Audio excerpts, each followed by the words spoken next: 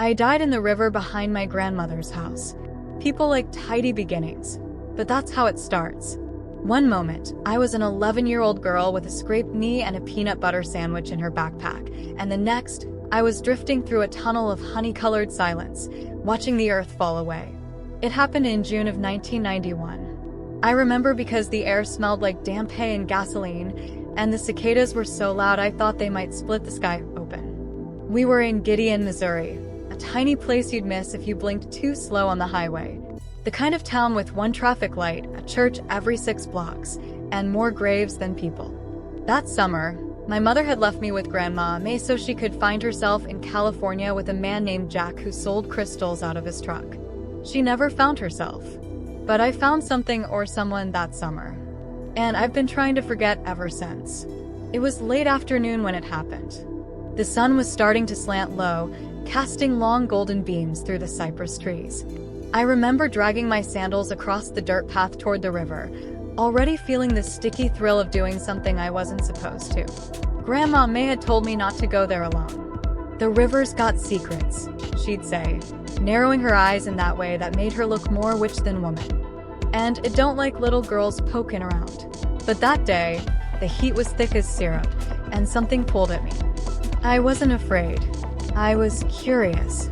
The kind of curiosity that crawls under your skin like ivy and won't let go. When I reached the bank, I saw the water was higher than usual, swollen and fast, as if it had a mind of its own. I stepped in anyway, first to the ankles, then the knees, then the waist. The current grabbed me like a hand, a strong, greedy hand. I slipped. I couldn't scream. Water filled my mouth before I even knew I was falling. The world went cold and silent in an instant. I didn't fight long. I remember that. I let go quickly, as if some part of me recognized this moment, like it had been written into my bones long before I was born. And then came the light. People say you see your life flash before your eyes. But that's not true. I didn't see my life. I saw something much older. I saw a sky that opened like a great eye, and something was watching me from the center of it. Not judging, not smiling, just watching. My body was gone. I was only awareness. A thread of thought floating through golden air. Then he came. I didn't see him walk. I didn't see him arrive. One moment, I was alone in a world of light, and the next, he was there. Jesus. Not like in Sunday school. Not gentle, blonde, and blue-eyed. No robe, no sandals. He wasn't even entirely a person. He was formless and yet more real than anything I'd ever touched. A presence so vast, it pressed against every corner of my being. I didn't feel peace. I felt awe, terror wrapped in love. Like standing on the edge of a mountain that might collapse under your feet, and yet you're too amazed to move.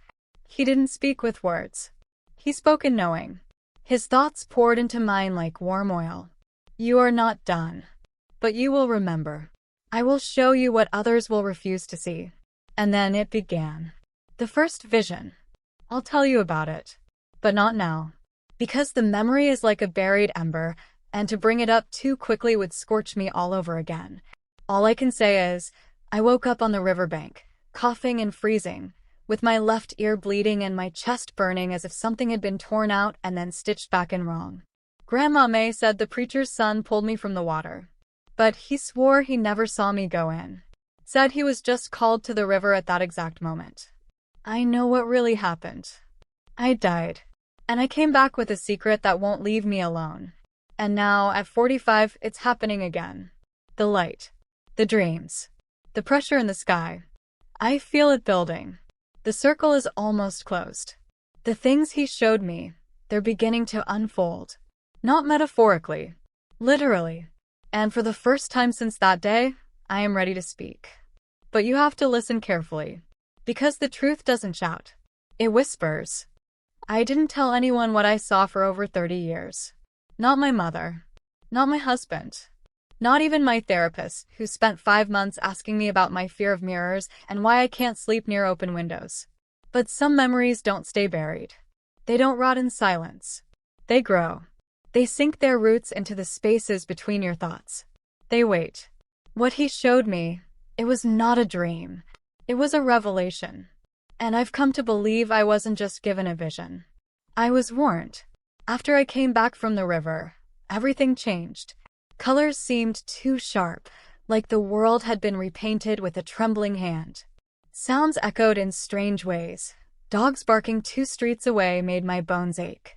But the worst was the sky. I couldn't look at it. Every time I did, I'd feel watched. Not by satellites or planes, but by something old. Something that remembers. And at night, I'd see it again. Not in dreams. Dreams have boundaries. These visions had none. The first night, I saw a tower rising out of the ocean, made of mirrors and bones. People gathered around it, their eyes glowing white, their mouths sewn shut with red thread. They weren't dead. They were silent by choice, terrified to speak the truth they knew. Above them hovered a great wheel, spinning slowly in the sky, covered in eyes. Each eye blinked in a different rhythm, as if ticking down separate timelines. One of them looked right at me, and I heard him again. When the eyes stop blinking, time will split. Other nights were worse. I saw cities burning without fire, collapsing inward like lungs exhaling for the last time. Children born with empty sockets, but still crying, because some part of them remembered sight. I saw the sun pulled down like a curtain, and behind it, not darkness, but something else. Not a void. Not hell. Something untranslatable. A presence that makes the bones want to bend backwards just to get away. And always, he was there. Not speaking. Just watching. As if waiting for me to understand the symbolism woven through the horror. Because none of it was random. None of it was chaos. It was a map. It took me years to realize that what I was seeing wasn't just the end. It was a preparation. A diagnosis. The human world was sick, and the fever was rising. Our systems, our illusions, our scaffolding of comfort and power, all of it was rotting from the inside. And we were smiling through the smell. You want to know how I knew the visions were real? Because they started happening outside my head. In 2017, I watched the exact cloud formation from one of my visions appear over Phoenix, Arizona, 6 spirals in perfect symmetry. In 2020, the dream stopped coming for 3 months, and during that time, the world shut down. Planes stopped. Cities fell silent. Everyone looked up and asked, "What now?" And I knew. That was just the beginning. And now I feel him again. Sometimes in the static of the TV when it's off. Sometimes in the flicker of streetlights when I walk alone. Sometimes in the pauses between thunder, like the sky is hesitating before it speaks. Last week, I woke up at 3:33 a.m. Not to a sound, but to a presence at the foot of my bed. I didn't see a figure, but I smelled water. River water. Old and thick and filled with memory. And in my mind, I heard, "You must speak." The cycle nears its turn. The watchers are moving. I don't fully know what that means, but I feel it in my chest. The pressure. The tightening. Something's coming. And it's not just judgment. It's reversal. A turning inside out. Not of the world, but of the human soul. In the next chapter, I'll tell you about the 3 symbols he gave me. Each one marks a stage in what's coming. And one of them has already appeared in plain sight. You just didn't know how to see it. He didn't give me a list. He gave me symbols. 3 of them. Burned into the gold light behind my eyes the moment he looked at me in that place between places. They weren't spoken, but revealed, like memories I never lived but somehow always carried. He called them marks. Not signs. Not omens. Marks. Because once you see them, they stay. They imprint. They change you. The first was a mirror submerged in black water. When I saw it, I felt a crushing pressure in my chest, as if every lie I had ever told was suddenly echoing back at me, magnified. But the water wasn't still. It rippled, and in those ripples, faces flashed. Not strangers. Us. People. Looking into their reflections and seeing something else looking back. He said, "When the world begins to fear its own reflection, the first mark will rise." I didn't understand it then. But now I think I do. You've seen it too. In the wave of digital illusions. The obsession with filters, fake faces, avatars, distorted versions of ourselves. People are terrified to be real. We've built mirrors that lie back to us, and we prefer them over truth. But the deeper meaning is this. The world doesn't fear collapse. It fears recognition. And when enough people refuse to look inward, that's when the mirror floods. And when it floods, it drowns. The second mark was more cryptic, more primal. A lion's mouth, wide open, but filled with locusts instead of teeth. It hovered in a dark sky over what looked like a city, only everything was inverted. Buildings hung downward, suspended like stalactites. People walked on ceilings. And the lion's mouth screamed, but the sound came out backwards. He said, "When the devourer is hollow, and the swarm speaks for the strong, the second mark shall fall." It haunted me for years. And then, in 2023, I watched a video of thousands of people chanting nonsense slogans, empty words, repeated until they meant nothing, and then somehow meant everything. Movements built on anger without clarity. Power replacing wisdom. Noise over meaning. And I realized, the lion was us. A civilization with a mouth, but no bite. Filled not with truth, but with noise. And we are devouring ourselves from the inside out. The third mark was the worst. A cracked hourglass, suspended in the air, bleeding sand upward instead of down. And surrounding it were 7 children, eyes closed, lips stitched, hands folded over their ears. He said, "When the innocent no longer wish to inherit time, the final mark begins." That one didn't make sense until the dream started returning in full color. Children turning away from the future, refusing to dream. A world where youth no longer hope, but hide. They escape into screens, numb themselves, and treat the future like a curse.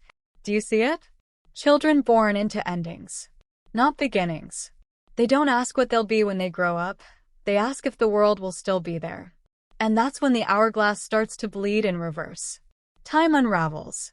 Not forward, not back, just breaks. All 3 marks have now appeared. And I don't think they were warnings. I think they were milestones. Indicators that the wheel, the great cycle, is almost at its end. But he showed me something else too. A 4th thing, not a mark. A door. And it wasn't part of the vision. It was beyond it. He didn't let me walk through it. But he looked at it. And when he did, everything in that place grew still. A stillness I can't describe. Not peace. Not fear. More like finality. He whispered, "When the 4th thing comes, no voice shall speak after it." I don't know what it is, but I feel it approaching. And I don't think it's a what. I think it's a who. In the next chapter, I'll tell you how the visions returned after 30 years of silence, how he began speaking again through symbols in the real world, and how one night in New Mexico, I saw the 4th thing's shadow. And it saw me back. I didn't believe it at first. Not even after everything I'd seen. Not after the mirror, the lion, or the hourglass. I wanted to believe it was all still locked behind the veil. Visions, symbols, maybe a spiritual warning meant to stir the soul but not rewrite reality. But then I saw it. The 4th thing. Not fully. Just the shadow it left behind. And from the moment it looked at me, I have never again slept with the lights off. It happened last autumn in northern New Mexico, where the desert hums like a low prayer and the sky feels too close. I was driving alone on Route 64, heading west from Taos. I don't even remember why. Maybe I was chasing silence. I'd been feeling it again, the pull, the ache behind my eyes that always means something is coming. The sky had turned that burnt orange shade you only see in high desert at twilight, and the air smelled like old juniper and ozone. Then my phone screen glitched. Just for a second. Static. Then black. Then a flash of something, like a circle of eyes blinking all at once. I dropped the phone, but when I looked up, the road was gone. No, it was still there. But the sky had changed. The stars had shifted. I know that sounds insane, but it's true. The constellations were wrong. The sky looked too deep, as if someone had peeled back the familiar firmament and shown what was behind it. And then the headlights flickered, and I saw it. A figure, standing in the middle of the road. But no body, no face, just a silhouette cut out of the world itself, like the shape had been removed and reality hadn't caught up. It wasn't casting a shadow. It was the shadow.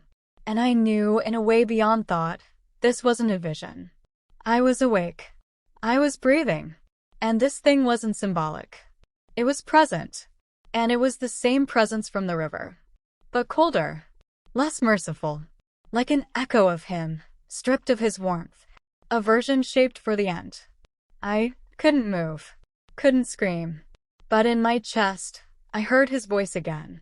Not a whisper this time. It walks ahead of the door. It prepares.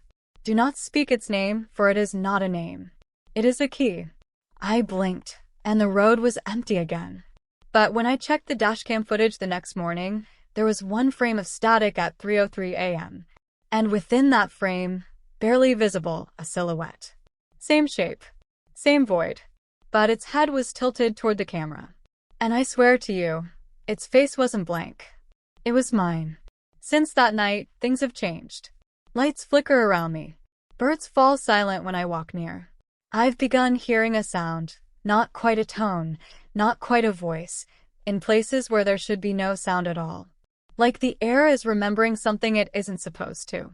And every so often, people I pass on the street flinch when they meet my eyes.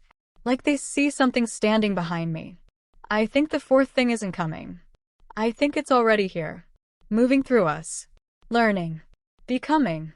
But there's one more thing he showed me, an out, if it can be called that. A way to resist what's coming. But it doesn't look like hope. It looks like fire. Like choice.